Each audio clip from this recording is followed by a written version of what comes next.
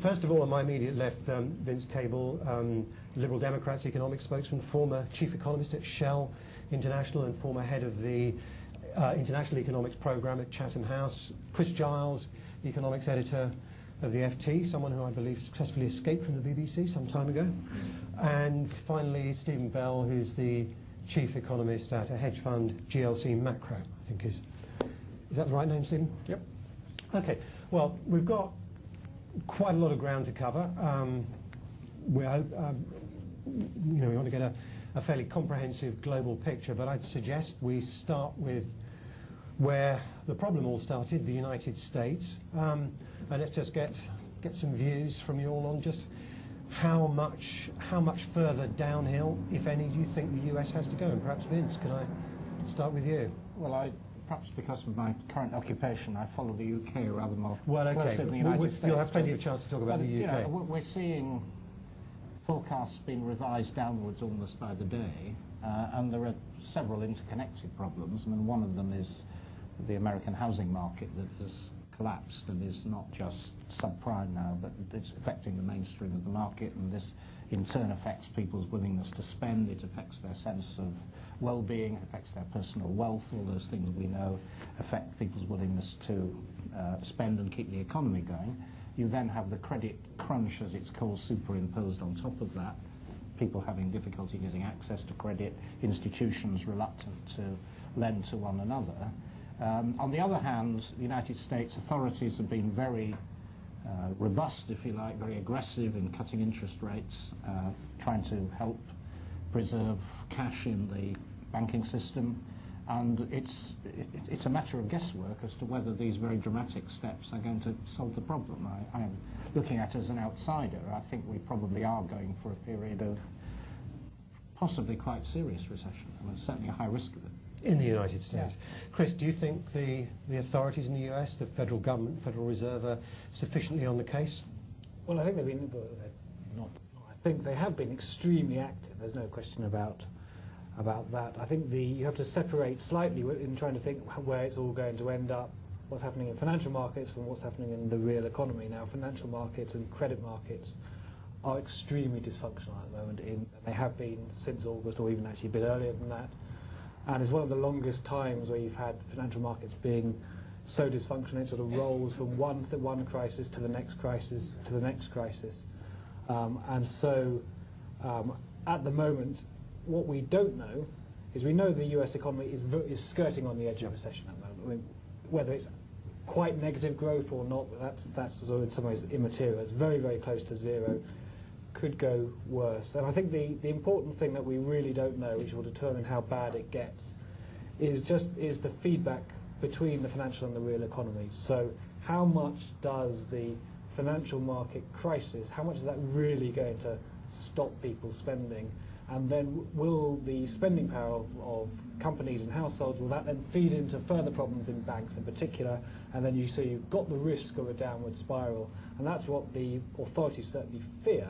And it's what they're doing everything to break in various different guises, so both from lower interest rates to help households to spend more and save less, and to keep spending up, but also in the various actions they've taken to help banks try and stop the process of stopping lending, essentially, and to give them at least some short-term money. And the enforced rescue of Bear Stearns, or not really rescue, but the Fed brokered takeover by JP Morgan also aims to try and stop this vicious circle happening. And I just think we're just too early. We can't say whether it's going to happen.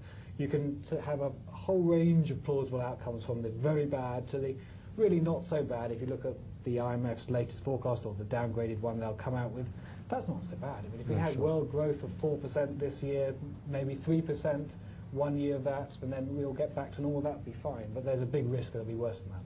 Stephen Bella, Chris raises an important point there about the financial and the real economy. We have had an enormous amount of pain being expressed in Wall Street, but there is this view that it's not really that bad on Main Street in the US, is there? I mean, what's your feeling? I think it's the other way around. And it's got worse in the last few months. I think there's a bit of social anthropology of economists that needs to be put here, which is that going into recession, the nearest economists ever get is saying it's a 40% chance of recession. When you're in recession, there's a kind of it's mild. That is always the case. So we are now in the it's mild camp, and they may be right. You know, economists are sometimes right. Sometimes, yeah. But in terms of your question, what is unusual about this recession in the United States, which I think it is that it's a consumer-led recession. Because most recessions in the United States are corporate-led.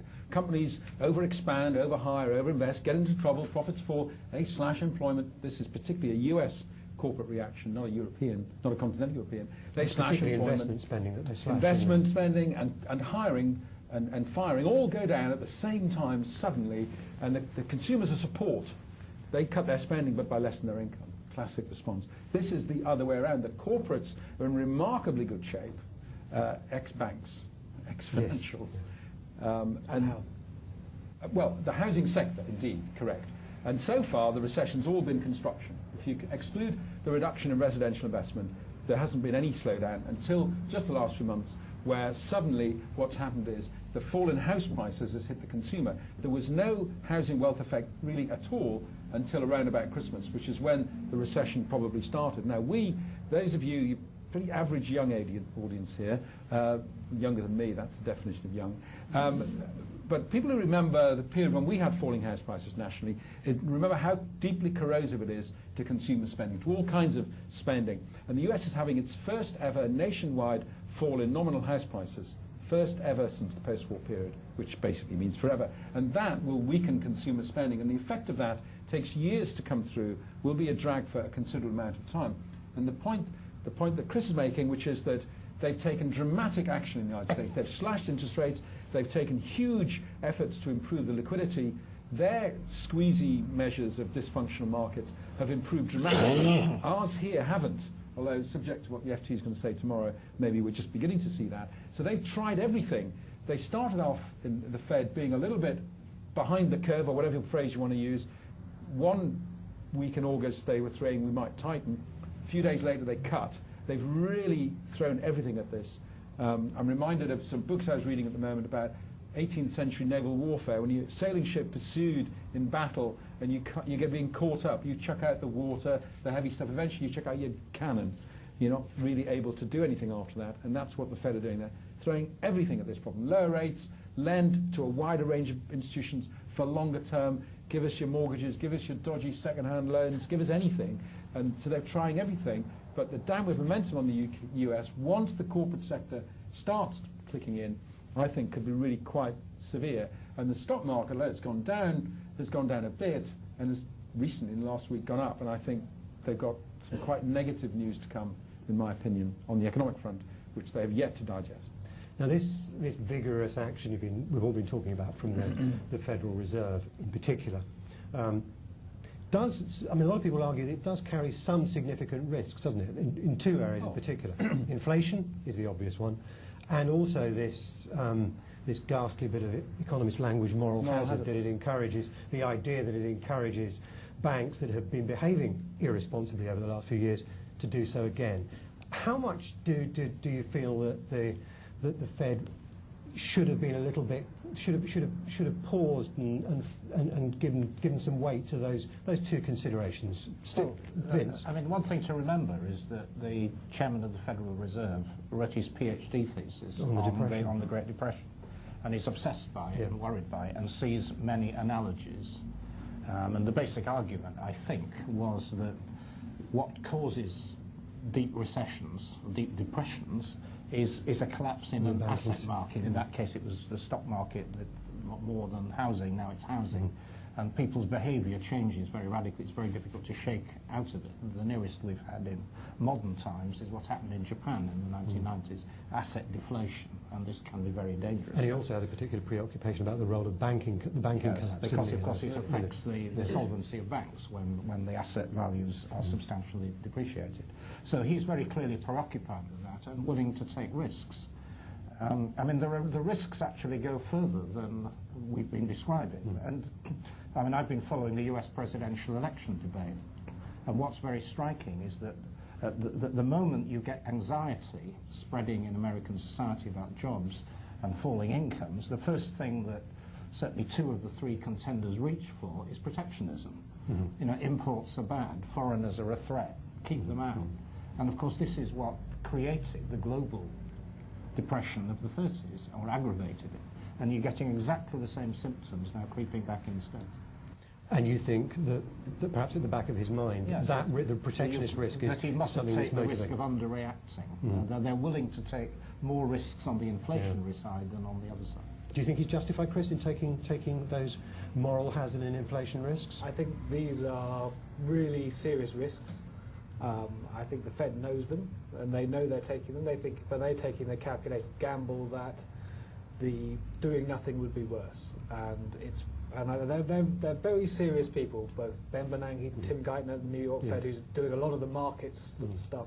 They are extremely nervous about what's been going on in markets, and their view is that, of course, moral hazard is a risk, and particularly after what happened with Bear Stearns, that in the end the taxpayer's taking a lot of the risk, whereas JP Morgan will get all the upside. That's not exactly the outcome that many people would think is a very good outcome for taxpayers, or the idea that you bail something out but taxpayers take all the downside. So that's a really serious risk, and so this is why you're getting Hank Paulson today, the US Treasury Secretary, made it pretty clear. Mervyn King, the Bank of England Governor, made it pretty clear today that the landscape will change and regulation of financial institutions will get a lot tougher in future, because you can't go around bailing organisations out, whether you like that phrase or not, or at least rescuing them, making sure that investment banks who no one actually thought they had a recourse to the Federal Reserve, but they did 2 weeks ago. So when that happens, when the rules change, when things get so serious because the risks get so bad, then the whole landscape is going to change afterwards, and we're going to see a whole range of new regulations, I think, running through the financial sector, even perhaps going into the hedge fund sector. Because if hedge funds go down, we've potentially got the same sort of systemic problems. If they owe enough money to enough important people, then them going down is actually also very serious. So inflation is a risk, clearly, because if the economy doesn't do particularly badly, if we have a good outcome, then we might well have a big inflation shock in the US. We've got a dollar shock, which is a big risk. We could see a complete collapse in the dollar if foreigners, the US is still running a big trade deficit, so it does rely on people investing in US assets unless to stop the dollar falling further. And if that confidence in the US disappears, which has been a risk for many, many years, and it's the global imbalances you hear about in the world economy, if that starts becoming more disorderly than it already is, you've got protectionist risk. There's a huge number of risks out there, and it's really a question the Fed and the authorities have to choose which one they think is the least bad. I mean, they're all pretty nasty. And would you make the same judgment, do you think? Well, I think at the moment, if you're, I mean, I'm not sitting in the markets in New York, Sure. but the people who are, and they're very serious people, and they're not stupid, and they do understand these risks. I think, when they make those judgments, they're doing it for a reason. They're doing it because the interconnectedness of the financial system is so great that it's sort of worse than when Northern Rock went down. Well, it was a different problem. When Northern Rock went down, the problem was that if you didn't provide a deposit guarantee and you saw a run on Northern Rock, well then in the high streets people would have lost confidence in all British banks. With pretty much the same things going on behind the scenes in a lot of the US and also British institutions and European institutions at the moment, but it's happening behind the scenes because it's happening within the financial sector. People are not rolling over loans, so when they loan money to Bear Stearns or Lehman's or Royal Bank of Scotland, and that loan comes up, they're saying, we're not going to extend that credit again to you, and so then they have to find someone else to borrow from, and that gets more and more difficult. And so you get this sort of unravelling of lending, which is a severe problem, because if it keeps happening, then you will get banks and institutions which are fundamentally okay. The assets they own are not yet, at least, impaired or going to go under. They could sell them at a normal, reasonable price, but if they can't finance themselves, it's the age-old problem with banks that they borrow very short and they lend long. So the idea that because people want to have, when you borrow from a bank, you don't want the bank to come back to you a week or a year later saying, actually, we want that money back. So they write contracts saying they can't do that. But when they borrow money themselves, to me or you, if we deposit money in the bank, we demand having much greater access to our cash. So there's a mismatch between what they're borrowing and their lending. And if that all starts to unravel, then you get into you get into the sort of situation which we were in the 1930s, where banks are collapsing one after another and spreading risk through the system. And that's something which no one wants to countenance. And so this is why I think the Fed has just taken the view that that is just such an awful and ghastly outcome that it will do anything. It will throw, as Stephen said, it will throw absolutely everything at this problem to ensure that doesn't happen. And in doing so, it takes quite a lot of other risks. Stephen, Chris mentions the 1930s. We are hearing a few people talking about this as the worst financial crisis since the Great Depression. Not as bad as, and certainly not yet, obviously no comparisons in terms of the wider economy yet. But is that kind of language justified? It is, in my opinion, the worst financial crisis from the financial markets, from the money markets since the war. The great LIBOR market that we've all heard about, it's a bit technical to talk about, but is dysfunctional. Well, consenting adults. Obviously, well, you can talk. did they consent to this? Was, banks used to lend to each other for 1, 2, 3 months, and it set up this LIBOR market, which underpins virtually every wholesale financial contract. Doesn't work anymore. There's no lending at that. They all lend overnight and do a little swap to get the maturities. They're all funding themselves day to day. And I have friends who are responsible for funding banks, and I call them in moments of crisis, and they say, well, I think it's all right. And there's a quaver in their voice. They're frightened. They're scared, not for their bonus, but because they might not be able to fund the bank. And these are absolutely the top-tier institutions. So there is something that we really haven't seen before. There have been crises, the list of them is well known, but this is the worst. And it seems to be getting worse. And what's extraordinary about it is the Fed's taken massive action to try and resolve this, and the measure of this is improved there. It's still bad, but it's improved. Here we haven't. Again, subject to what Mervyn's going to do. That is extraordinary. On the other side of what central banks do, which is just set interest rates, it's an extraordinary contrast. Here we have two central banks run by ex-professors of economics, Ben Bernanke and Mervyn King. Their inflation's higher than ours. Ours is quite a bit lower. They've slashed rates to a tiny number and given all this assistance. We've made 2 smidgen cuts, which Mr. King admitted today barely offset the tightening that's occurred from the squeeze. So we've maintained effectively an unchanged, actually tighter, monetary policy since August. The US has gone whoosh. And a lot of this reflects the fact that the mandate that Mervyn King has is inflation, full stop. The mandate that Ben Bernanke has is high employment, price stability, and something about low long-term interest rates as well. It's a bit weird. So he's actually got an explicit bit of growth, bit of inflation. And even though no one believes there's a long-run trade-off, that's his mandate. And the culture there is to respond to these financial crises more. Moral hazard is clearly, every bit of central banking is a balance of risks. When I was at the Treasury and we did monetary policy years and years ago, there was a submission from that great monetary thinker, Len Murray, who was at the time Secretary General of TUC, and he said, Chancellor, the risk is, how much more risk do you want to take? Risk with inflation or risk with unemployment? Inflation's only 15%, but unemployment's going above 500,000. I think we should have a stimulatory budget and cut rates. Well, I agree with him up until the bit at the end. So always you balance those risks, and that's what central bankers always take. And what Ben Bernanke feels is 2 things. First of all, he's confident the economy is weakening, and he's confident that will extinguish the flame of inflation. Both of those views there's wide agreement with. Mervyn and everybody here is confident the UK economy is slowing. They're not confident about the second stage. That change of opinion will, in my opinion, happen quite soon, and we will get significant rate cuts. But that is where the concern is. They're concerned about inflation staying higher for longer. I think that risk is, well, it certainly has increased our risk of recession. It's nowhere near as high as the United States, but we seriously have got a risk of recession. But isn't the US at a much further advanced stage in this downturn than we are? So it's perfectly justifiable, isn't it, for the Bank of England to be months behind? Yes, assuming they are just months behind. I think there's a culture difference as well there. They're just very, very hawkish. But yes, I do think they'll come closer together. And you're absolutely right. We're not in the same. We haven't had the weakness of growth that they have yet. It's about to come, but not yet. And that brings us on fairly fully onto the UK. Vince Cable, do you think the Bank of England is behind the curve? And well, you'll have. I'm sure you'd be delighted to take the opportunity to say something about the government's policies. No, I didn't want to be party political about it. I'm not sure that there is a party political angle which is at all. Well, clearly not on the Bank of England. I mean, are they doing the right things? No, I'm not critical of the governor, actually. I think, as Steve Bell has said, he's got to strike this balance between On the one hand, ensuring that there's stability within the system, but at the same time ensuring that this wave of, frankly, reckless lending and the sort of very damaging asset bubble that we've had isn't repeated. And getting the balance right isn't easy, and we're not as far advanced down the slippery slope as the Americans. So I think given where we are, he's behaved entirely rationally. And the big question is whether Britain is fundamentally in a sounder position than the US, or whether we're just a few months behind.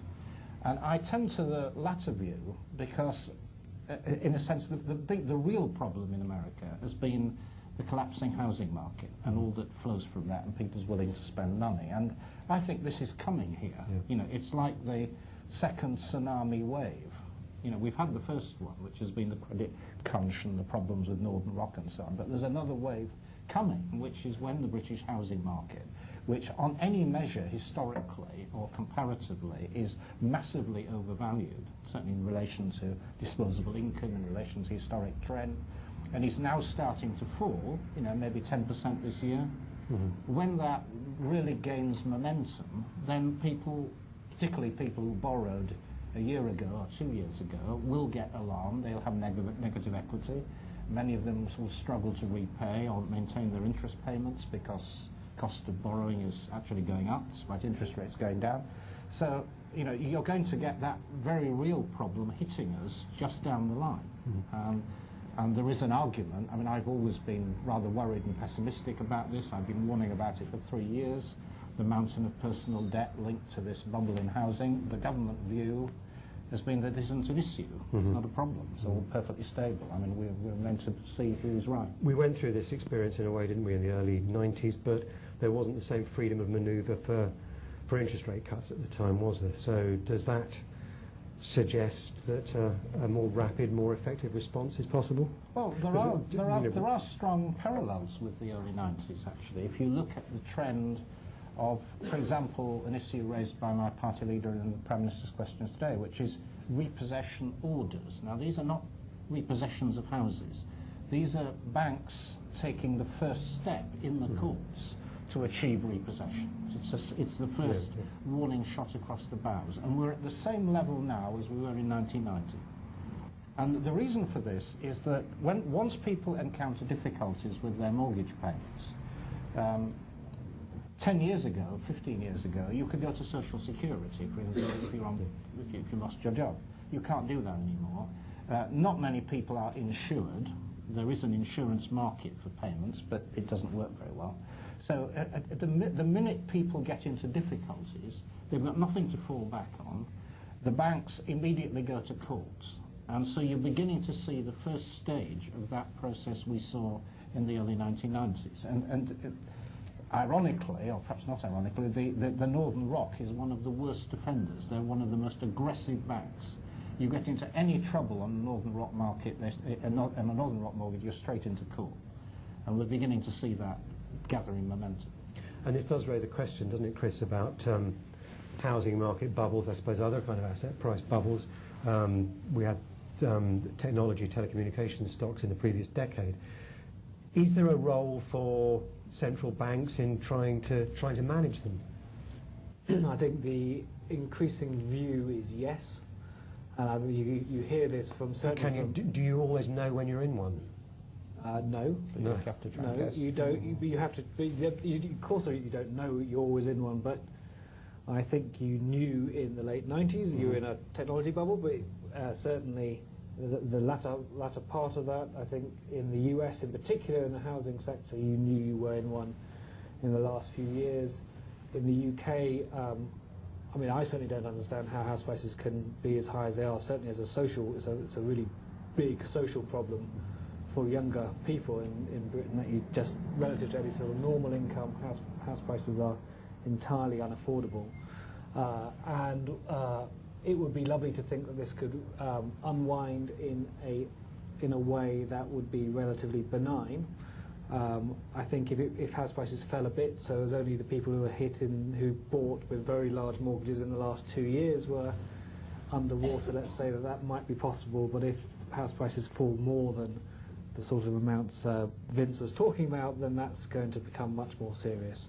And so I think we're still in a situation that we don't know how bad it is, but the view that you just go around mopping up, you let bubbles happen because you can't determine when they're happening, and B, the action taken to try and curb them would be so draconian and so nasty that they'd be worse than mopping them up afterwards, I think, which is essentially what Alan Greenspan's doctrine was. Both of those things, I think, is really rather going out of the window. You actually see speeches like Paul Tucker, who's the head of markets at the Bank of England, has made a speech which is a big change for someone to go public and say that was not what he thinks is a very sensible way, that you should lean against the wind, you should try and lean against things when things are getting out of line. You're seeing that more in the US, that wouldn't it have been better had we not had the housing market so high, so now we've got the problems of it falling.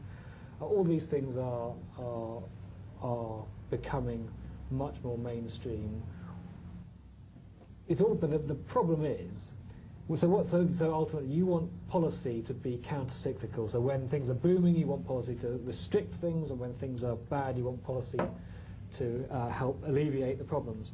Now, you always will get the bailouts and the alleviation in bad times, because no one would countenance doing anything other than that.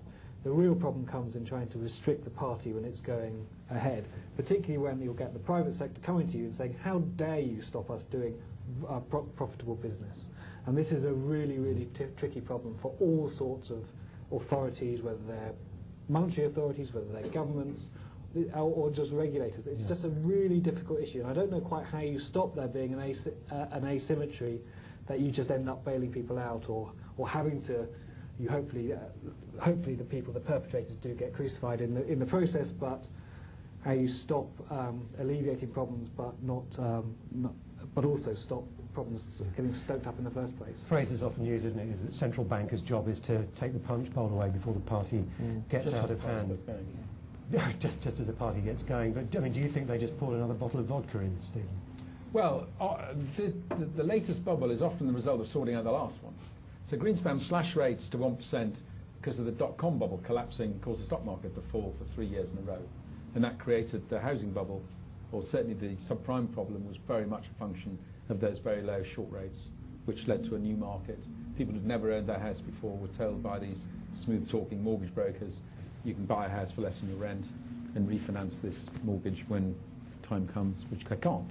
So that's a dramatic thing. And I think it's important to understand the psychology, if that's the right word, or the feedback mechanism that causes banks to lose vast amounts of money in these cycles. And it's particularly asset-related lending. And I was just thinking of a way of putting this. And imagine that I'm bringing my credit proposals, and Andrew's a very cautious member of the credit committee of our bank. I'll leave Vincent out of this. I wouldn't let it ally the Liberal Party with any kind of profligate lending. And this gentleman here was you were very cautious, say, and he's very just lend it. So I come with a loan proposal. He says, no, don't do it. He says, go ahead. And I lend to this residential mortgage or a property development, which is really bad, but the market's strong and prices go up 10%. Doesn't matter. We're going to get our money back. Even if it's a bad development or a bad mortgage, we'll get our money back as property prices go up. So next time I come along with a proposal, the cautious guy might be sidelined or found another job. The profligate guy is in the ascendancy, and he will lend more. And that pushes up these prices and validates what is effectively an incorrect lending policy. And the bank gets more successful. Banks who want to stay away, don't want to join the dance in the parlance, they lose. Their shareholders fire the chief executive. So everybody gets involved in this, pushing prices ever higher until at some level that we can never quite determine, the whole thing cracks, and we get the reverse situation where people won't lend to borrowers that are maybe sound if the prices fall further and further and further. And that is an almost inevitable consequence of lending that affects the price of the market that it's lending into. So I don't think you can do much about that. You can raise interest rates more because that's going to stimulate the economy and cut them more, but directly linking it, this has been analysed and thought about, it's very, very difficult. How much higher are rates supposed to go?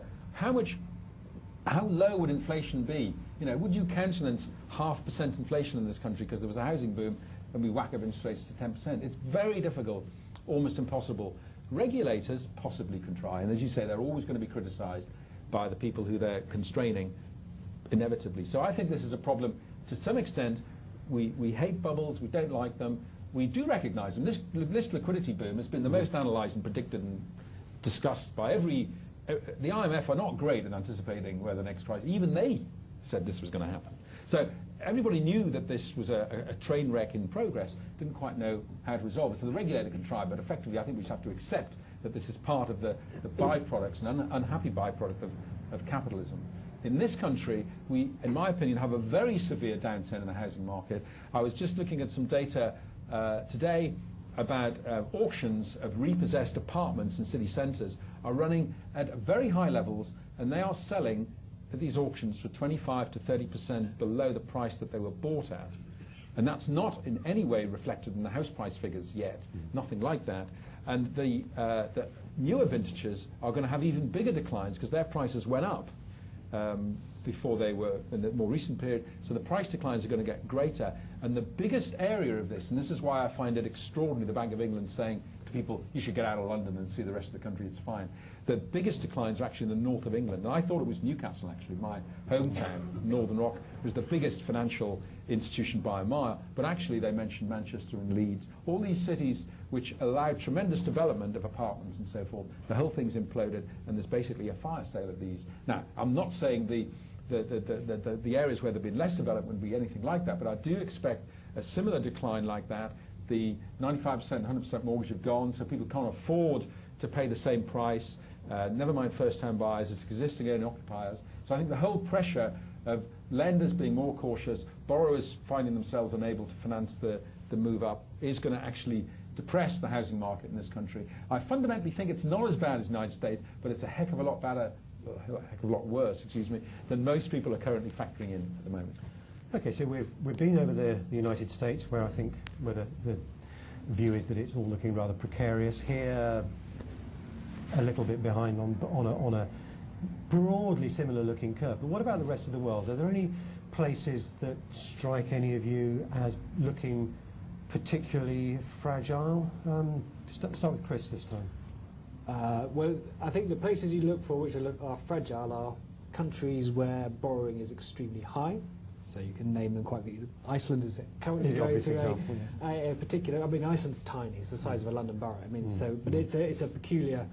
It's a peculiar. The size of a large subprime write-down. Yes, it is a peculiar economy in the size of its bubble and the size of the capital inflow, and now the seemingly large capital outflow. But where it will become more significant, Eastern Europe, big current account deficits, big trade deficits, a lot of borrowing. A lot of speculation. Spain, clearly, and then the countries where things might be not so bad, and you might see less contagion from the rest of the world, or clearly bits of aid. It's the lenders. So, Middle East, clearly having a huge amount of money flowing towards them because of oil. Even if oil prices don't stay at their current levels, if they come down a bit, they'll still have very strong finances. Emerging Asia. And interesting, Latin America, actually, at the moment, they've sorted out, they've been through a lot of these crises before, they know about them, and currently, or recently, haven't had a huge upswing, so it might be a time when they do relatively better. And they've done a lot to insulate them, quite specifically to insulate themselves from having to go to the IMF. And they have had a big commodity boom in agricultural, especially the agricultural prices for Brazil and Argentina is fantastic. Although Mexico must be presumably a bit vulnerable in trade terms. Mexico is clearly vulnerable from the US. I mean, Mexico would be the outlier in Latin America. What about Asia? Do you agree, Stephen, that Asia? Well, I buy the long-term structural China-Asia thing, and the thing, China-India thing, the thing I always try to say to people about China and India is see them as a domestic infrastructure development story. You know, the biggest road project in history, I think, is in India. If you've ever been there, they need those, more than one. And China is rapidly building up much-needed infrastructure, transportation, basically, and power generation. Massive domestic infrastructure. Don't think of them simply exports or call centres. That's what we see of them, but that's not the boom. But I do think that region is going to suffer. It's still strong, and the points that everybody make, I absolutely agree with. Those regions have flexible exchange rates, so you're not going to get a sort of equivalent to our ERM crisis. It's not quite the same, but a similar thing that cracks a country, because very few of them have those. Their finances are much better, their inflation's high, but it's way lower than it was in the past. And most of this, what's happened in this cycle is instead of the cycle ending with inflation caused by wages going up in the West, wages haven't gone up in the West They haven't gone up at all, as many of you may be familiar with. What's happened is food and energy prices have gone up, demand-led food and energy prices, not a sort of OPEC cutback, but a demand-led, and that means that the effect of these are not nearly as negative. In fact, not discernibly negative. But I do think that emerging markets are going to suffer from these high food prices. Food accounts for, it's an obvious point, a much higher percentage of household budgets in poor countries than rich countries. 30–40% of many countries, poor countries, are on food, and of course it's unprocessed food in those countries largely. They are suffering an income squeeze, but the financial position there is actually way better than it has been in previous cycles. So the old adage, you know, the US sneezes, the rest of the emerging world catches cold. This time they're much more robust, much healthier, much more able to withstand, and a big positive for the United States is precisely that. Those countries are big buyers of US goods, and the point that Vince was making is the most startling thing, which is that the US reaches for protectionism every time unemployment declines. The Clinton era was a kind of exception, but then he had great growth. Bush is actually, for all his other faults, a real free trader. Whoever replaces him, well, McCain, I suppose, is pretty good on that, but the Democrats are much less free trade, and as soon as unemployment goes up, they normally reach for this protectionism, despite the fact that their country has probably gained more than anybody from this. Nobody has got a good word to say for NAFTA and things like that. So there is a real risk that they reach for that, and normally what they do when they're threatened with protectionism is they go for a weak dollar policy. Dollar's already weak, but that's another possibility. So the world economy is going to slow everywhere, in my opinion, and certain areas will do particularly badly. And you're right, the areas that are risky, the countries that are risky need the current account deficits, higher inflation, borrowed a lot. Those suffer more. But whereas in previous cycles they've been devastated, I don't think they suffer a bit this time. And some regions will really do quite well. So it's a very big shift in relative growth in those regions after they've been picking up for some years. Do you think there are any, Vince, I mean, you, as a former oil man, I mean, do you think the slowdown, perhaps recession in the West and other parts of the, and in a lot of the developed world, does that have any implications for oil producers? I mean, do you think they're going to be, again, China and India are going to come to the rescue for them as well?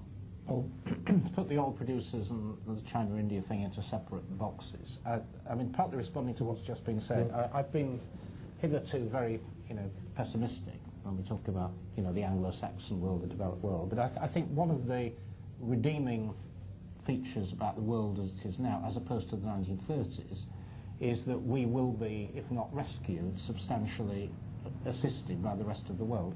In the 30s, of course, the rest of the world were colonial, were dragged down with us, or they were in a state of chaotic civil war like China, and those situations doesn't obtain that.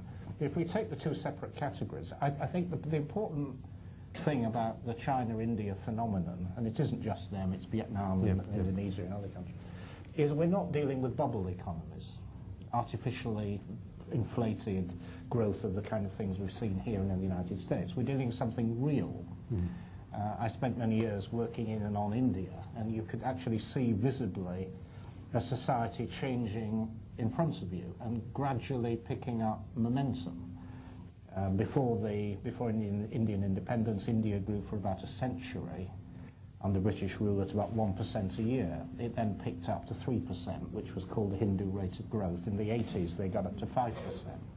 They're now 7–8%. And this is not artificial. This is hundreds of millions of people discovering the market economy, developing an appetite for bicycles, soap, televisions, simple things, and developing access to basic technology in agriculture, in the way lives are lived, which are, mobile phones, farmers in fields using mobile phones. And the impact of this on real growth is phenomenal, and it's cumulative, and it's what will drive them and help pull us along. And of course, China's one generation ahead in some respects. So that's a very real thing, and it's pulling the world economy. The second... So just coming back on China, though, briefly, how susceptible is China? I mean, exports have obviously been an important part of the Chinese story. How susceptible China is to a deterioration in demand for their exports in the US, in Western Europe? Well, it is. A substantial amount of at least their modern economy is based on export markets, and they would take a hit, as Steve has said. But I mean, what we tend to forget is that gradually Chinese growth expansion is spreading inland every year. It used to be just the coastal strip, it's spreading inland. And what's driving their economy is their internal growth, it's their internal consumption. Exports are important, but they're not, it's a continental economy, it's not just it's not a Singapore, it's a fundamentally different thing. So they'll take a hit, but not fundamentally disastrous. The one thing that could hurt them very badly is a serious political crisis, and because it's a very centralised state, then things can go wrong badly in a way they can't in India. But yes, there are risks, but I don't think they're fundamental. The other side of the story which you asked about is the oil producers, and of course they have massive surpluses of wealth which they can't spend, mainly because they're already very rich countries with small populations, the Saudis and the Gulf states particularly. And the issue now is what they do with that money. And you know, what could happen and what should happen is that this is recycled back into our economies. And of course the ideal solution in a way is if this shortage of cash that our financial system has came back from these countries which are sitting on these large surpluses. And they have these institutions called sovereign wealth funds which are designed to do that. And it's beginning to happen. But of course Western countries are nervous about, you know, the Qatari government or whatever it was getting their hands on airports or car factories or whatever it happens to be. But actually, in terms of the health of our economy, it would be very desirable if this money were to be recycled through those institutions. Would that help fix the short-term credit problem? Not in its entirety, but it would be a positive contributory factor. And Chris, what about, I mean, the less advanced developing world? Are they vulnerable, perhaps through some of the slowing global growth might have on commodity prices? I mean, the agricultural importers, which is a lot of sub-Saharan Africa and also bits of Asia, are clearly vulnerable. I mean, because of agricultural prices rising so high, that really just shifts income. Just like oil, high oil price shifts income from the West to oil producers, high agricultural prices shift income away from a lot of actually very, very, very poor countries in Africa to the Brazils and the big agricultural exporters, and so there's a big shift in resources, which is always difficult to handle. And what you want to happen in those circumstances, and what you want to happen in the whole world, in the whole global economy at the moment, is you want surplus countries really to start spending, to try, which will, to then pull up and to sort of mitigate any losses from deficit countries. And so, as Stephen was saying, you don't really want one road in India, we want 3 or 4, and the same in China, but also you want Chinese consumers to spend rather more as a share of their income, of the national income, than they currently do. And that would be one of the best ways of trying to rebalance the global economy. Will it happen? Yeah, I think it will happen, but probably not quickly enough. We're going to have quite a big period where the global economy probably will settle into a lower level of output than it could possibly produce, because the downturn in the advanced rich countries led by America will happen quicker than the rebalancing of other countries who find they can't anymore necessarily grow their economies by exporting to America, move to thinking about, let's say, what China really desperately needs is a better social security and health system, which would be domestic consumption. But that obviously can't be turned on overnight, but that will take time before that happens. And so you could easily imagine a situation where the world has a period of much slower growth. But we should remember that it's coming to be much slower growth. If it's not a disaster, it's after the best period of world growth for 30 years we've just been through. So we've just come at the end of an extremely good period for the world, and so having 1 or 2 years of not so good, as long as it's not a disaster, isn't appalling. The awful situation for the world, and which will then hit probably the poorest people in the world hardest, would be if we settle into a much lower sort of equilibrium where China and oil producers still save money, and America and Western countries all attempt to sort of save money as well, so consumption declines across the board. And then we have a sort of a spiral. You're almost going back to Keynes, the paradox of thrift, where if everyone's saving all at the same time, then you can have incomes falling because no one's spending any money. And so what you really want is rebalancing. That's probably, at best, that will be delayed. At worst, no one's going to want to be spending or have a period of much slower growth, which will be quite nasty. Do you think that's a real risk, Stephen? Well, I think the weird thing that's going on at the moment is that the theory used to be that rich countries have a lot of saving, poor countries have high rates of return and rapid growth, and the idea is the rich countries lend to the poor, and you have a current account surplus in the West, you want to call the West, North, whichever way you want to do this, and you lend to these developing countries who have deficits. We've actually got this completely the other way around. And last week, Russian foreign exchange reserves went above $500 billion. I don't know what $500 billion means to you, but I think it's a lot of money. Lot. Divided by 50 million, which is the population, say 50 million in this country, becomes a lot of money per capita for this country. Now, these sovereign wealth funds used to invest their money in things like US treasuries. They used to invest them all in gilts, by the way, and go back long enough. British and American government all the government bonds, the worst yielding asset, and all it did was a subsidy to the taxpayers of those countries. Now they're investing in equities, these sovereign wealth funds, which are huge. And imagine a situation where cumulatively large swathes of the corporate sector, of property, of whole companies are owned by Russia, China, not particularly decentralized, democratic, liberal, in our sense of the words, countries. And we have the United States as the principal sort of we're very welcoming to all this stuff. Other countries aren't. Much less welcome. You mentioned the Dubai ports thing in the United States. Would never have happened here. So they're much less welcoming to it, and that becomes an area where it's way out of my area of expertise. You will know more about this than me, where the conflict between financial power and military power becomes really quite severe. And that's one of those things when you look upon long-term scenarios. When you were at Shell, you kind of invented these things. Long-term scenarios would be one thing that I'd be thinking, my goodness, what happens at that point? And that's a weird situation. For those countries that are suffering from these high commodity prices, unless they're producing manufacturing goods, they must be producing other commodities. And although these countries, many of them are desperately poor, the problem is that the people benefiting from the high, say, metal prices are one group, and the people paying the high food prices are often a different group. That's a problem. But for the country as a whole, often, most, I think this is true, most developing countries have actually had a terms of trade benefit. In other words, the prices of what they sell have been going up much faster than the prices of what they buy. So most of all, relatively doing well. Within a country, there may be distributional effects. But this bizarre thing to me of these sovereign wealth funds building up billions and billions and billions by the week of money and buying proper assets that they own in the West is an extraordinary development, and I think without precedent, because all the previous financial powers have tended to be economic, and military powers have been together. They're separated now. Okay, thank you. Let's pause now, take some questions, comments from the rest of the room. Anybody want to ask anything, make a comment?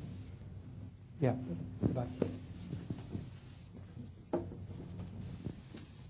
Thanks.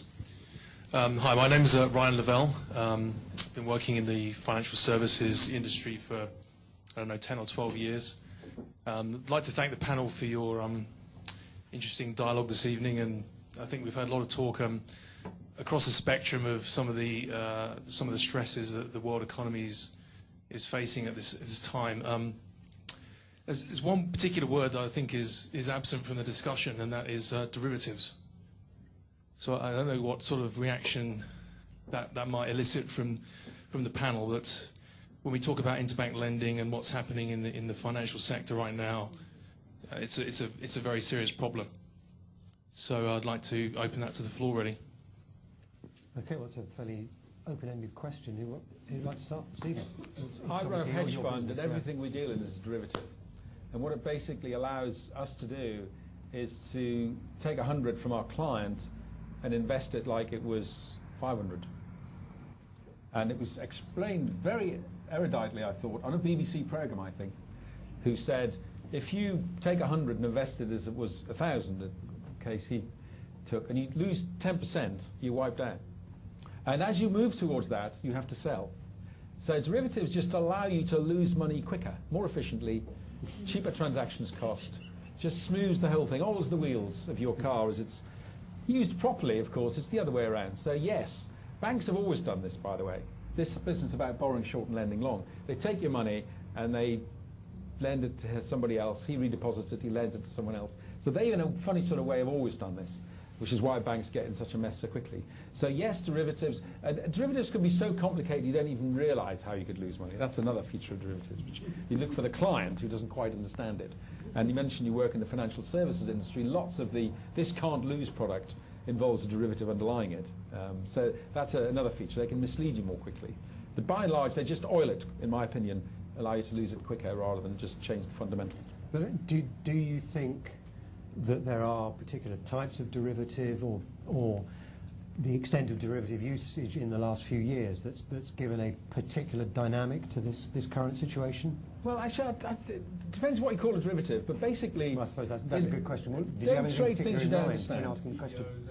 Yeah. Right. Don't trade things you don't understand. Mm-hmm. I mean, I think I understand what I trade.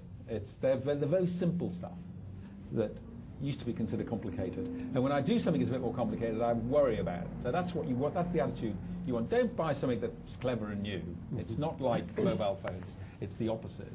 But where there is a big change is in securitization, which was something everyone thought was great.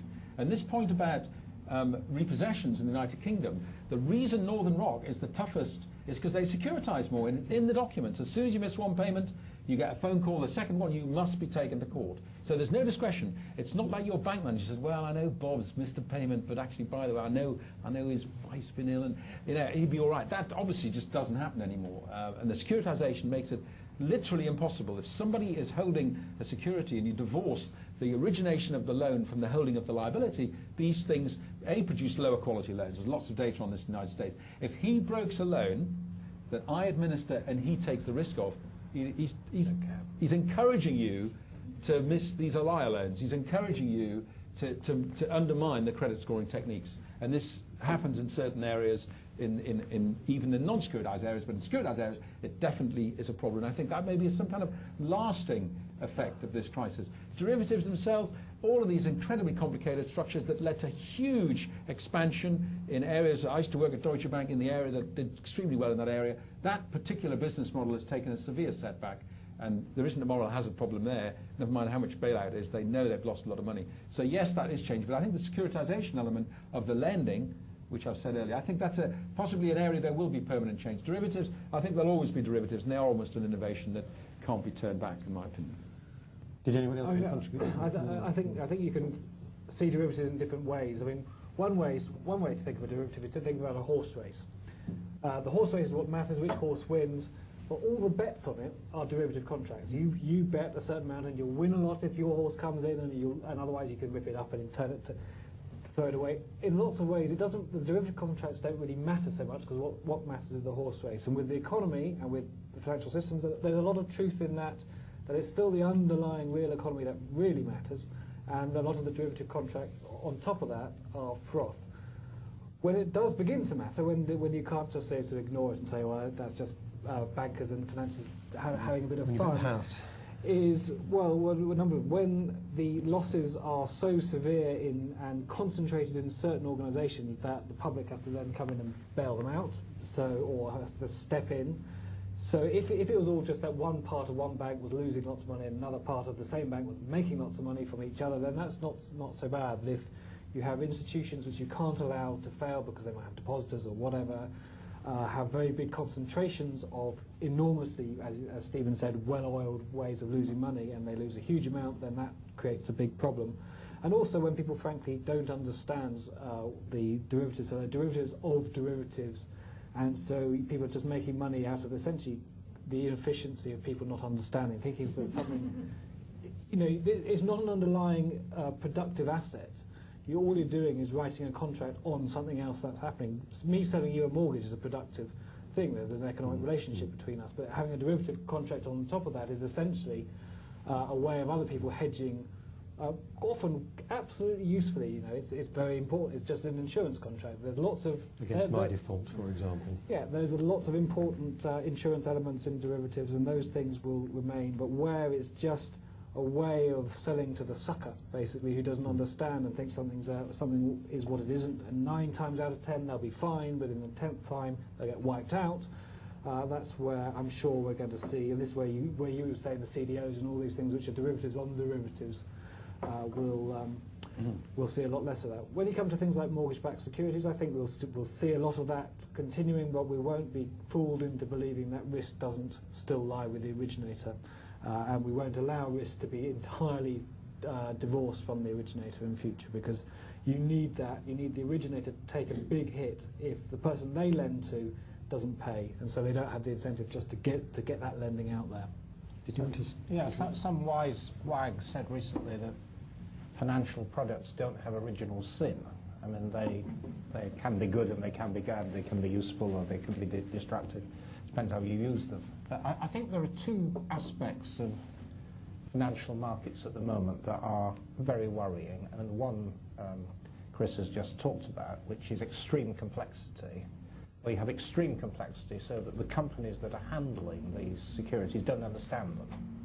And that's why they don't trust them, and that's why trust has broken down at the moment between financial institutions. And it's a worrying cultural thing. I mean, if I can just ramble into an anecdote, I have a very bright youngest son who was a mathematician, and he got a first at Cambridge, and he was the only one in his class who went into doing research, science. Every one of his colleagues went into the city to become what's called a quant, developing very, very complicated models to operate within these markets. And of course, they're way ahead of the people who they're doing business with. And so there's a lack of comprehension of the complexity. The second thing that is dangerous, though it doesn't have to be dangerous, it just is in the current context, is the number of companies and operations which have very, very high leverage. In other words, have a very small amount of equity or risk capital, and piled on top of that an enormous amount of debt. And that's a problem because at the moment, loan markets have broken down and debt is becoming, at least for many people, more expensive. And this isn't just a worry for the financial markets. As I was stuck at the Southwest Trains lights this morning waiting to get into Waterloo, I got further into Chris's newspaper than I normally do, and I was reading about the potential threat to British Airports Authority, right? The company that owns all of British airports. This is a very highly leveraged company. Very small amount of equity from its Spanish owners, an enormous amount of debt. And that company is now very close to bankruptcy. Very close. And this is the company that owns all our airports. And this kind of phenomenon is something that we're going to become increasingly conscious of in the next few months. Okay, any more questions or comments? Yeah. Thank you. Mary Dejavsky from The Independent. I've got two questions, a sort of micro question and a macro question. Micro question. I was in Manchester about a year ago and took the tramway out to Salford Quays. And I was completely horrified by the acres upon acres of new building, entirely flats and 1- and 2-bedroom apartments that were either completely deserted or at most maybe 20% occupied. And it seems to me that this is, even though there is maybe an effect with the current financial crisis, that this is as much as anything a failure of planning, regulation, and anything else. People don't, ordinary people are not living in those flats. People were buying them up as speculative ventures. But there is a colossal housing shortage. I mean, and yet we're somehow linking this in with the financial crisis. I think it might be more productive to look at it somehow differently. How long ago did you say that was?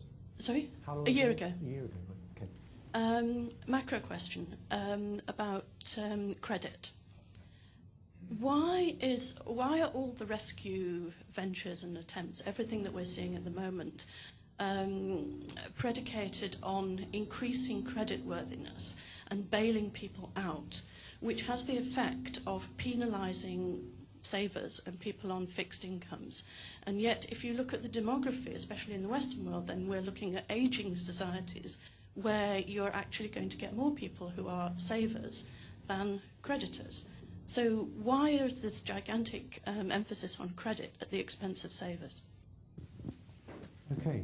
Anyone like to start?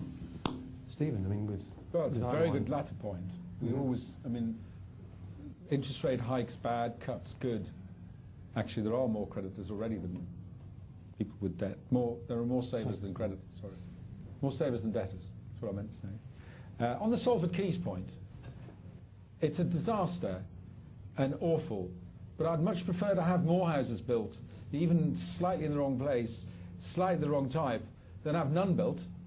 That is, we have a terrible planning process, and it's all based on our NIMBY stuff and all the rest of it. But I mean, this is a tragedy for those northern cities that have overbuilt, but at least I've had some blinking supply, and ultimately that's got to be good. So I just don't accept that point. Unpleasant though it is for those who bought them, the developers, they can look after themselves. Much rather a situation in which the market for housing has some supply and is regulated by people making those economic decisions. On the why bail out the people who borrowed too much, I kind of agree. I thought it was going to be why bail out the banks. You don't have a let's bail out the miners or let's bail out the shipbuilding. We banks are very good at putting our case forward. Not that I'm a banker anymore, but we're very good at getting attention. And It was a wider case. It was about credit in general. Why are all the rescue efforts concentrated on bailing out whatever it is that's overextended, which automatically penalises the savers? Why aren't we concentrating on the money that exists? Okay. That is being invested? Most of the real action is coming about to protect depositors. That's really what Northern Rock was about. If Northern Rock didn't have all those depositors, it would have been a different situation completely. So we get into this problem by what we've got in this country is a weird situation where we've made bank deposits a completely riskless asset.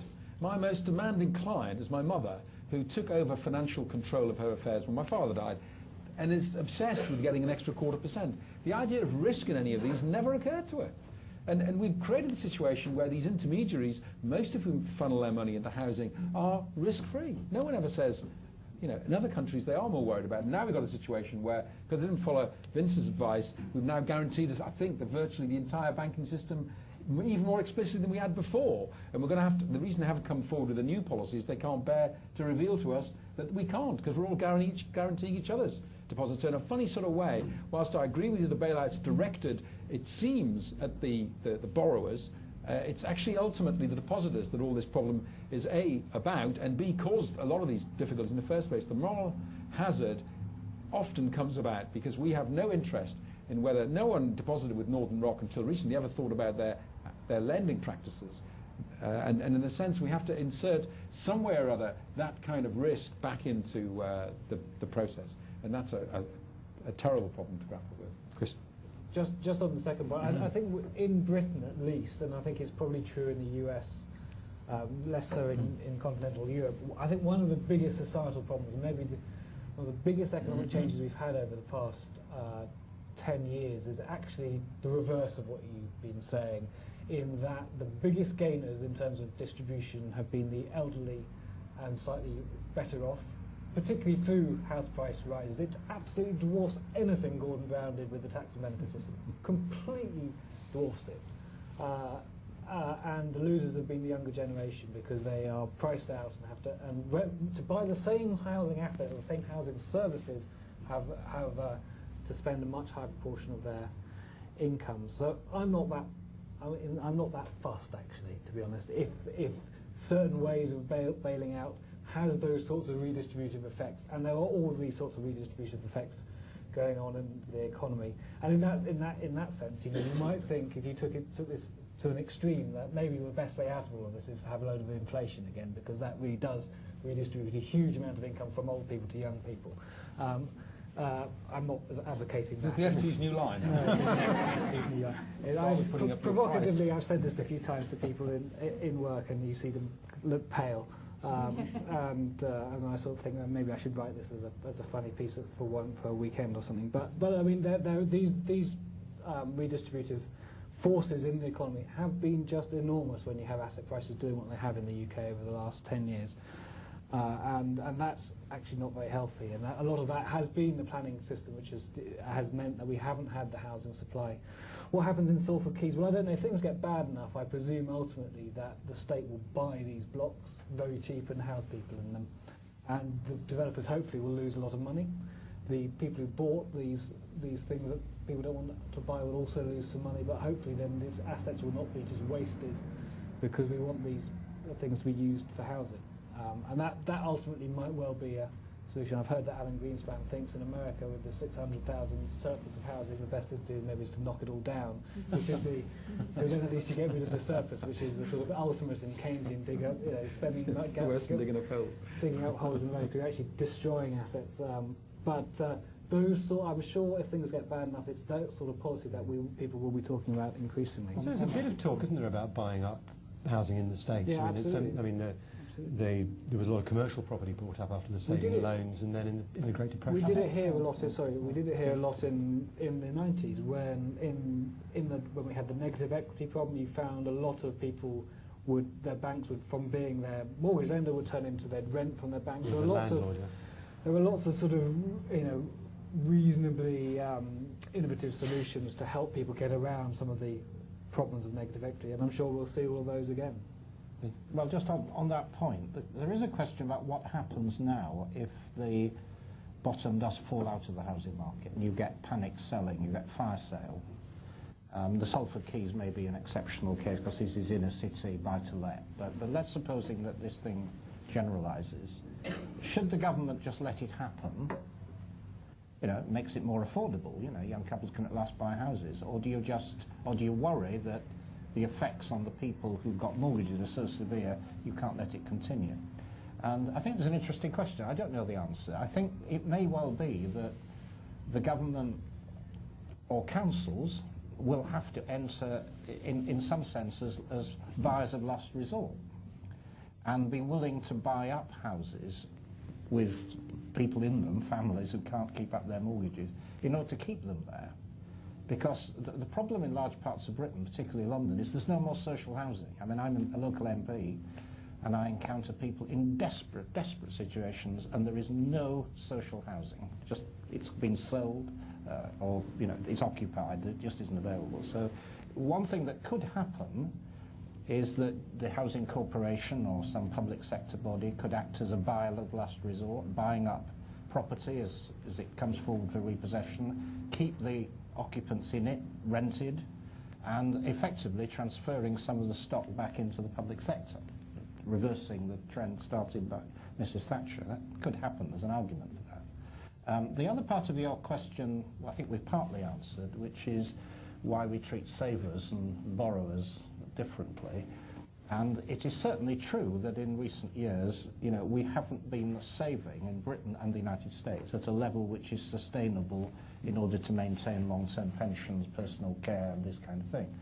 And in fact, the problem's been getting worse because, we've been dissaving, building up debt, spending too much as families, and so this problem is getting aggravated.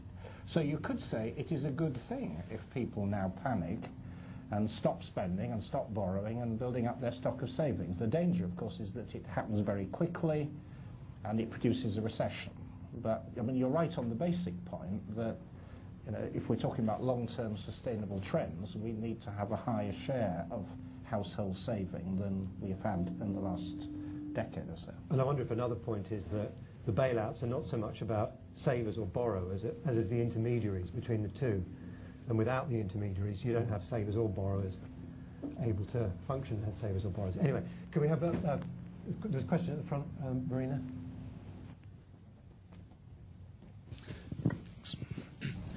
My name is Barry O'Connor, and I'm even older than you are. I'm semi-retired, but I chair a pension fund and a board of trustees of a charity. The point was made that the Bank of England, in due course, as we follow America, is going to probably cut interest rates. This makes inflation a risk, which, being older, I would think is a very bad idea, and will also cause, I would guess, further depreciation of our currency. And we're a smaller, more open economy than America, more dependent on trade, and the depreciation in the currency will aggravate things.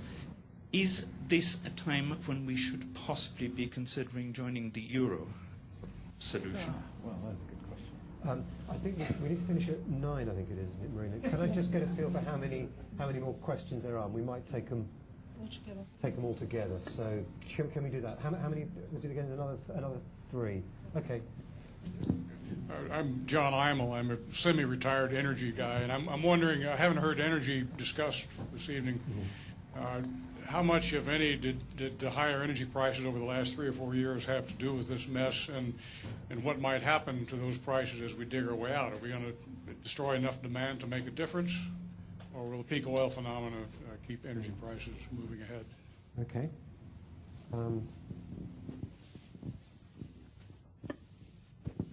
Guy Atkins from the National Audit Office. There's a question for Vince, I think probably most. Earlier you mentioned that it's difficult for government to sort of slow the party, slow a boom. And if the Bank of England is clearly focused on inflation, is it for Parliament to offer the sage advice on the big economic issues of the day? And I appreciate your thoughts on whether you think Parliament is geared up for that. Okay. Was that all of them? Okay, we'll come back to I just want to hear the panel's thoughts on moral hazard, because 3 months ago it was the rage. When I was at the trading floor, all I heard was about moral hazard and how the Fed bailout would encourage bad lending and so on and so forth. And now it seems to have died down, particularly after the bailout of Bear Stearns. So I just want to have a feel for that. Okay. And one more. There was one more, Marie. I'm from the Kurdistan region in Iraq, so my question ties up with the other gentleman's. If you could comment on the prospects for the Iraqi economy. And also, you mentioned that agricultural prices are going up, so countries like Brazil will do very well. What are the prospects for African countries trying to develop their agricultural sectors, such as Kenya? Okay, well, shall we start? Vince, you probably have something to say about the euro, I suspect, after won't an you? hour of very arid economics, we've suddenly got energy, Parliament, the euro, the real world. Well, I can't tackle all of them. But well, maybe start with energy. Energy. I think one of the reasons I probably haven't talked about it was that although I worked in an oil company for a long time, my view of the world has actually been disproved by what's happened recently. The view that I took, and most of my colleagues in the oil industry, was that actually you couldn't have what's happened now. It just was impossible, because if you got a big boom in prices, first of all, demand would be affected. People would start consuming less, and that doesn't seem to be happening. And also, you'd get a big boost to supply, because oil companies would go around exploring and digging and get more out of the ground. And there's all this stuff in Venezuela and Canada, oil shales, which you can produce at $40 a barrel, 50 maybe. And that sets a cap to the price. And that's not happened. And various reasons for that. I mean, I don't understand why we're not responding to higher prices by consuming less. I don't understand that. We should be, really. We should be driving less and moving on to public transport. We're just not responding. And that's happening everywhere. It's very difficult to understand that. The supply thing is easier to explain. That what's happened is that the control of supply has become much more political. And those areas which we expected would start producing more in response to higher prices, like Russia, like Venezuela, like Nigeria, are either because of deliberate political intervention or because of disruption in Nigeria, are just not allowing their oil industries to expand supply, and then there are not enough investments going in many cases. Russia is a very good example of that. So we're just not getting this increased supply that we expected. I think, because ultimately I believe that markets do work, I think this will happen. And this experience of extraordinarily high oil prices is probably temporary. Maybe 2 or 3 years' time it will start sliding again. But I could be proved wrong, because I've been proved wrong so far. In terms of your question about exchange rates, I mean, one of the interesting things that's happened, though nobody's really noticed on it and nobody's picked up on it, is the fact that we've had quite a big devaluation. For the last 10 years, the British economy had, well, I mean, it's a value-laden phrase, an overvalued exchange rate, certainly a high exchange rate, which made it very difficult for British manufacturing to compete. And, there was a massive shakeout of British manufacturing industry. All of a sudden, the exchange rate in overall weighted terms has fallen. So British industry, after a decade and a half of hell is now making money. And, this is it's offsetting some of the decline in the rest of the economy. Same thing's happening in the United States. So, you could argue that this is one of the bits of silver lining in the cloud. Whether it makes more sense to join the euro, I mean, my party have always broadly favoured as a long-term objective joining the euro area, but what's happened recently I don't think has changed the balance of the argument. Because you could say that one of the good things of the Gordon Brown government is at least we've had monetary stability, the Bank of England has actually worked. We used to believe 10 years ago that the only way to solve that problem is to join the euro and have all the disciplines of the Bundesbank and so on. Well, that's been proved wrong because we've had something fairly similar here. But yes, I mean, if you wanted a big debate on it for half an hour, I could extend the arguments, the long-term arguments for joining the area. And finally, your point about Parliament, we're not, I think, collectively very economically literate. One of the reasons we're probably becoming less so is that some of the key economic decisions, like setting interest rates, have been moved outside the political arena. It's now been delegated to somebody else. So Parliament actually has very little input into economic decision making, and those areas where Parliament ought to exercise more effective supervision, which is over public spending, we have absolutely no say. I mean, people don't understand this actually, but Parliament has very, very little oversight of public spending. We're not asked to approve it, the government just decides it. There's no scrutiny. We do scrutinise new taxes in the finance bill. We don't scrutinise public spending, which you may think is bizarre. But if we're wanting to get politicians more involved in economic management, that's the place to start. Chris, whatever theme of those questions you'd like, but we haven't had anything on the moral hazard, Iraq or African agriculture. Well, so any thoughts on those would be especially welcome. I'll give some very brief. I think on Iraq I really know very little about this, so I think it depends so much more on the politics than the economics, and I think that is certainly not my forte at all. On moral hazard, I think we are going to hear a lot about it. You can argue that Bear Stearns was a very good example of a rescue or a bailout where the protagonist got hit very, very hard. You could argue that at first, but now the takeover bid has begun to unravel and they've had to increase the price by fivefold. That argument is rather weaker, and the fact that Fed is taking nearly all the losses, whereas JP Morgan is taking nearly all the gains, is not exactly, or potential gains, potential losses and potential gains, because is not necessarily a way that is the best use of taxpayers' resources. So I think moral hazard is something that is behind. What the last thing we want, if out of all of this, is for this just to be a prelude to an even bigger financial crash in 7 or 8 years' time. That is clearly a risk, and it's part of everything that we do. In terms of the euro, all I would say is I think the devaluation of sterling is helpful for the UK economy at the moment. And then whether we will join, I've always thought we would only join the euro at a time when the grass seems palpably greener on the other side than it does here. So if we have a really miserable time in the next 4 or 5 years and the eurozone has a pretty good time, then I'm sure the debate will come back. Whether that's a good time... Which looks not entirely inconceivable. It's not entirely inconceivable. More conceivable now than it was. Yeah, it's much more conceivable now, and that's not necessarily the right time for Britain to be joining. But that politically feasible, but economically the wrong. It might be. Well, you never quite know. Yeah, but sure. that is clearly a risk. And in terms of African agriculture, all I would say is I think the clearly higher prices is helpful for the producers of agriculture. So for economies wanting to develop their agricultural systems where it's very much an export and a market-orientated agriculture, they're looking to foster higher prices is clearly helpful. As Stephen said, there's a big distribution, so within those countries there will often be lots of people, the consumers of agricultural products, who will be hit really rather hard by the same rise in prices, and so it won't necessarily be an unalloyed benefit for those countries. I know one point with a lot of African agriculture is remoteness, poor connections from markets. I mean, they're just not in a position to take advantage of high prices. But Stephen, do you want on any? We've had agriculture, not my area. Iraq, I know nothing about. A friend of mine is responsible for the monetary reformation, and I hope that's produced some benefits there. But higher agricultural prices give you the ability to invest a bit, get you out of total subsistence, and that will enable them to take more advantage and invest. If the roads are there for you to get the stuff to market. And if the incomes are high, if the prices are high enough, the price of transporting the goods and the investment return from that is a function of that gap. Yeah. So I think there is a benefit there. On moral hazard and the euro, two areas I know a bit more about from a very low base. Moral hazard is all about, if you have a fire brigade, you're more likely to smoke in bed. It's not much more complicated than that.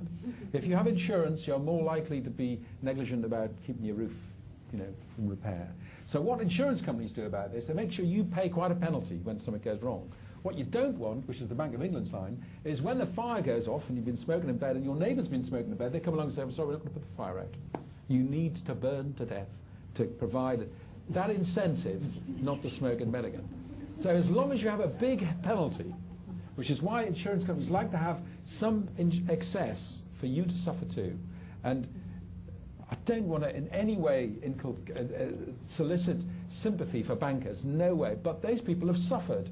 They may have got a big payoff, but Chuck Prince has been fired, the heads of banks have been fired, thousands of people have lost their jobs. Investors, you mentioned they're paying $10 a share for Bear Stearns. It was trading $150 or something a year ago. So those people have lost.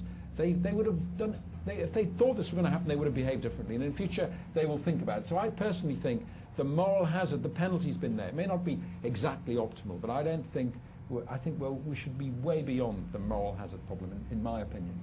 It's just not the big issue. And Vince, you wanted to say Well, something we about Iraq? we haven't done justice to Iraq, have we? That's the one subject we've lost over. Yes. I'm like John, please, I don't want to talk about the war, but it does relate very much to the oil price issue, and it's one of the reasons why oil prices are so high. I mean, the neocons in America calculated that if they invaded Iraq, they could boost production, which was 3 million barrels a day under Saddam Hussein, to 6 quite quickly, and maybe 9. That was the calculation. In fact, it's now less than it was when Saddam Hussein was in power, because of the civil war, the disruption, the inability to get on top of the situation. And that's one of the reasons why, I don't know whether you've heard about this new book by Stiglitz and his partner on the cost of the Iraq war. The reason that he calculates the cost is so high is because of the disruption to oil production and the effect that's had on the world economy. Okay, well, we're significantly over time, so we better wrap it up there. Thanks very much to the panel, and thank you all very much for coming.